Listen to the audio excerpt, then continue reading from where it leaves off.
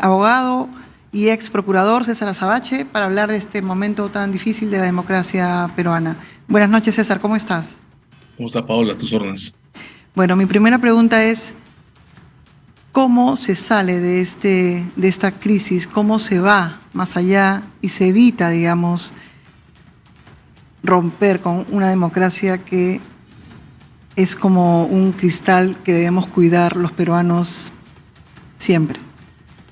Bueno, la primera pregunta es cómo salimos de algo que no sabemos qué es en todo su entorno, ¿no? El sábado voy a publicar una conversación con Carlos Rivera en la que encontrábamos que de varias maneras la violencia que tenemos delante tiene algo en común con lo que nos pasó en materia de corrupción, ¿no? Y es que no vimos, estuvimos ciegos, no vimos cómo se acumulaba durante los más de 20 años que han pasado desde la transición que autoproclamamos como transición, ¿no? En el 2000 nos enamoramos de la fantasía de creer que, acabado el régimen de los 90, podíamos establecer un sistema institucional equilibrado, reflexivamente. Inventamos foros, inventamos mesas, instalamos la Comisión de la Verdad, creamos las Procuradurías Anticorrupción y nos convencimos a nosotros mismos que podíamos resolver el problema de la corrupción, que podíamos resolver el problema de la regionalización, que podíamos resolver nuestra falta de memoria sobre la cuestión de derechos humanos y violencia. Y mira dónde estamos, ¿no? Nos estalló la verdadera incubación de los casos de corrupción, primero con la crisis de gobiernos regionales en tiempos de Humala, 14-15, y nos volvió a estallar la cuestión de la violencia en Bagua, antes de esta crisis, ¿no? No hemos estado mirando lo que está pasando en nuestro país, no hemos adoptado dispositivos para estabilizarnos y ahora estamos en plena explosión. Para salir de esto, primero que tenemos que terminar de entender exactamente qué es. Y Paola, es muy difícil hacerlo en un esquema cuya expresión institucional, Congreso y Gobierno, están de un lado no mirando lo que ocurre y del otro lado, en mi impresión, apostando y reflexivamente a confirmar un modo de imponerse y sostenerse no inclusivo. Porque todo lo que estamos viendo es un simple ejercicio por mantenerse atornillados a sus sillas la mayor cantidad de tiempo posible. Entonces, en este instante yo creo que en este momento, hoy, esta noche, no tenemos una solución. De hecho, hoy día el centro de la violencia no ha estado en Lima, ha estado en provincias, ¿no? Tenemos aeropuertos, que lo acabas de decir, van a tener que estar cerrados porque ha habido conflagraciones de nuevo. Tenemos de nuevo personas muertas fuera de la capital. Y bueno, y en Lima tenemos una situación que no ha terminado, pero que lo que deja en evidencia es el tamaño de la cantidad de personas que están dispuestas a salir a la calle, a exponerse, por dejar una idea en claro. Y es que quieren que Dina se vaya. Y Dina Boluarte tendrá que irse.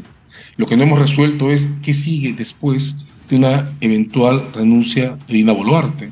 Lo que no hemos resuelto es en qué condiciones institucionales el gobierno puede notar que no es sostenible o que solo es sostenible por muy poco tiempo. Porque claro, creo que hay, ya sí, digamos, perdóname, solo cierro la idea con esto, ¿no?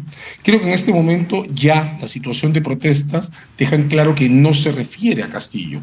Castillo pasó a la página 12 de nuestras prioridades políticas. En este momento las protestas se refieren a Boluarte y a la insostenibilidad del gobierno que ha comenzado matando personas, más de 50. Lo que no tenemos claro es que sigue al día en que Boluarte decida renunciar. ¿Quién va a gobernar la transición esta vez?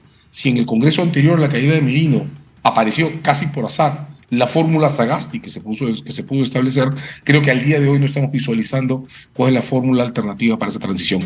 Pero creo que ahí da un salto extra. Asume que la salida o la renuncia de la presidenta Dina Boluarte es inminente o va a pasar, y yo creo que eso todavía hay un espacio. Mi pregunta va a lo siguiente: ¿hay un espacio todavía de oportunidad para el gobierno de la presidenta Dina Boluarte para hacer algo hoy, para salir a las 10 de la noche un mensaje al país, para anunciar algunos cambios, para anunciar una comisión de la verdad a los 50 muertos? ¿Hay algún espacio para la presidenta Dina Boluarte que no pase por la renuncia? Un espacio conformativo, dices tú. Bueno, ¿cómo se crea un espacio conformativo, Paola, con más de 50 muertes encima? El problema es ese, el problema es que el nivel de violencia que el gobierno ha dejado, impulsado o tolerado desplegar en este más de un mes que viene desde el estallido de la violencia es demasiado grande para que el gobierno pueda ser parte de una fórmula que estabilice las consecuencias de su propio comportamiento. El tiempo de vida de un gobierno en estas condiciones, más de 50 muertos encima, es por definición corto. Por eso digo que en este instante, en realidad el ejercicio duro está en generar una fórmula, no la tenemos, que asegure una transición mínimamente equilibrada hacia las siguientes elecciones. Fernando Tuesta, por ejemplo, que fue uno de los grandes defensores del ciclo de 9 meses, para nuevas elecciones, ya cambió de punto de vista, ya notó que es imposible sostener esto por tanto tiempo y ha empezado a lanzar la idea de elecciones cortas, aceleradas, con lo que tenemos, porque no hay más y porque nada más parece ser sostenible. La pregunta, repito, sigue siendo cómo formulamos o cómo generamos una fórmula que pueda equilibrar las condiciones de una transición mínimamente ordenada, mínimamente inclusiva, que por lo menos nos permita tirar los dados de nuevo. Es todo lo Claro, que lo que ha pasado también es que ha habido un paquete de leyes que han desequilibrado la relación Congreso-Ejecutivo a la par de que el gobierno de Castillo, digamos, estaba en caída libre en la popularidad y es un país que embalsamó muchísimos pedidos después de la pandemia. Creo que todo se juntó a la vez y, digamos, y tenemos lo que tenemos hoy. Pero ¿usted no le da un espacio todavía al gobierno de Dina Boluarte para, digamos, seguir en el poder? creo que hay que reconocer que esto que se ha embalsamado y está estallando es anterior a la pandemia.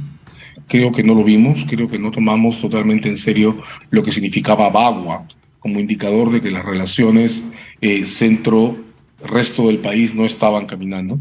Creo que el enorme saldo de casos impunes de violencia y movilizaciones sociales ha sido invisibilizado y tenemos que reconocer que nos hemos mantenido encima de esa impunidad sin darle ningún espacio.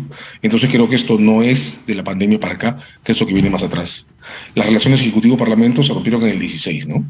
El primer ejercicio de un Parlamento con una mayoría absoluta que a lo que se dedicó fue a confirmar la fuerza perversa de esa mayoría, desde el momento en que se sacó a Saavedra del Ministerio de Educación en adelante. Creo que también tenemos que reconocer que el cierre del Congreso del 19, más allá de las cosas que hayamos dicho en el 19, fue un pésimo negocio. Terminó de cancelar un sistema institucional que desembocó en el Congreso del 20, en la antesala de Merino, ¿no? En todo ese marco creo que llevamos demasiado tiempo corroyéndonos, Paola. Y en este instante voy a volver a decirlo, con 50 muertos encima, 50 muertes además producidas en un espacio como el que tenemos ahora en términos de sociedad de comunicación, en el que incluso la enorme actitud regresiva que tenemos en la relación capital-interiores es inviable, ¿no? En el que podemos ver en tiempo real lo que estamos depreciando, que es una cosa que no pasaba en los 80. Sí, estamos viendo Huancayo. Ese es Huancayo. Sí, ¿te das cuenta? Más, pon punto de hoy día. Mira el aeropuerto de Arequipa, el día de hoy, lo que pasó en las afueras del aeropuerto de Arequipa. En ese marco, no veo, honestamente, Paola, no veo condiciones en las que la duración del gobierno Boluarte pueda agregar valor institucional que equilibre esta escena. Creo que su salida es una condición sine qua non para poder tener algún equilibrio, pero insisto en decirlo, lo que no tenemos, no hemos sido capaces de generar es un esquema alternativo que nos pueda equilibrar con un Congreso que tiene las características que tiene, ¿no? Claro, y ahorita, o sea, digamos, es como curar a un enfermo para que no se muera, mientras estamos tratando de solucionar que la casa no se incendie. Más o menos ese es el ejemplo, ¿no es cierto? Sí, o incluso un poco peor, ¿no? Tenemos que rescatar al herido de la casa que se incendia y la única opción que tenemos es dinamitar la casa. Entonces, ¿cuál es la opción, no? Bueno, digamos, me encantaría decirte, no soy Paola, tan pesimista como usted. te digo, esta noche estoy absolutamente pesimista, porque esta noche no encuentro a un Congreso que esté en posición de idear una fórmula de transición que tendría que pasar por la renuncia a la mesa directiva y por el empoderamiento anticipado de una presidencia alterna. Bien, ¿quién puede ocupar esa presidencia en las condiciones de un Congreso que está ahora ocupado tratando de recuperar la bicameralidad, que digamos puede ser una idea con la que he simpatizado toda la vida, pero hoy, ahora, en este momento, con ese nivel de movilizaciones, ponerse a discutir si bicameralidad o si voto de confianza, cuando lo que hay que decidir es cuál es el momento más rápido para tener elecciones, cuando lo que hay que decidir es cómo renovar una mesa directiva que pueda por lo menos abrir una imagen de posibilidad de diálogo. Claro, tenemos ahorita un tuit del presidente del Congreso, José Williams, donde señala que les pide que no ejerzan la violencia, que ejerzan su legítimo derecho a la protesta y actuando con sumo respeto a nuestra democracia. El siguiente tuit, por favor. Invoca a nuestras fuerzas del orden a garantizar la seguridad pública, necesita diálogo, unidad y la construcción de un futuro común, pero no dice nada de adelantar las elecciones, que está en sus manos, ¿no? La segunda legislatura. Nada de modificar la conformación de la mesa directiva o abrir un espacio de consulta para poder configurarla con lo poquísimo que tiene el Congreso en términos de valores institucionales agregativos. Digamos, es el Congreso que acaba de hacer el fraude en el Constitucional para terminar de tumbarse la SUNEDU.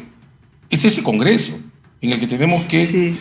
O sea, es el Congreso que se juntó con el Tribunal Constitucional en el recreo para pegarle a la SUNEDU. Básicamente es lo que pasó, ¿no? En mitad de ese estallido, En mitad de ese estallido. Y sin embargo, Paola, es ese el Congreso con el que tenemos que definir esa puerta de salida. Entonces sí, voy a decir que quiero pensar que en los próximos días vamos a poder encontrar una manera de equilibrar ese desorden con este Congreso, porque es el único que tenemos. Y porque, Paola, no tenemos alternativa.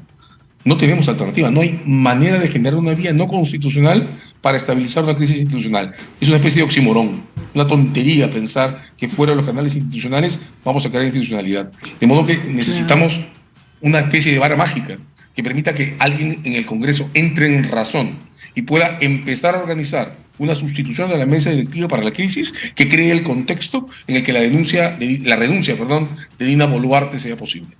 En esta semana es la semana de representación del Congreso. Están en todo el país, menos donde deberían estar, que es empujando al presidente Williams para hacer la segunda legislatura que confirme el adelanto de elecciones a una fecha que ya no es abril 2024 porque ya no es realista. No es realista. ¿Dónde encontramos la varita mágica?